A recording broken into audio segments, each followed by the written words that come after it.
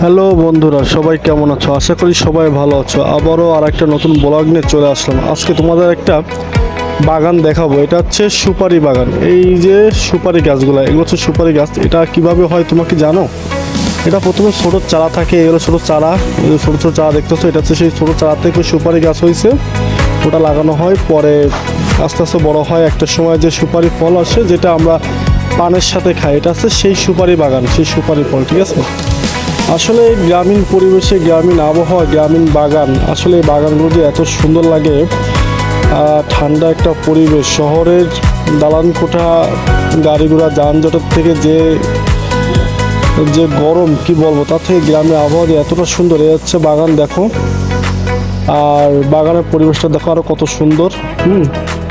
আসলে কি বলবো, আসলে অনেক সুন্দর। হ্যাঁ, তোমরা তোমাদের কোথায় এরকম বাগান আছে জানাবা কমেন্ট করে আমাদের। হ্যাঁ, কোথায় কেমন বাগান আছে এরকম সুপারি বাগান। এটা হচ্ছে আমাদের একটা বাগান, সুপারি বাগান, তাই তোমাদের দেখালাম। ভালো লাগলে লাইক কমেন্ট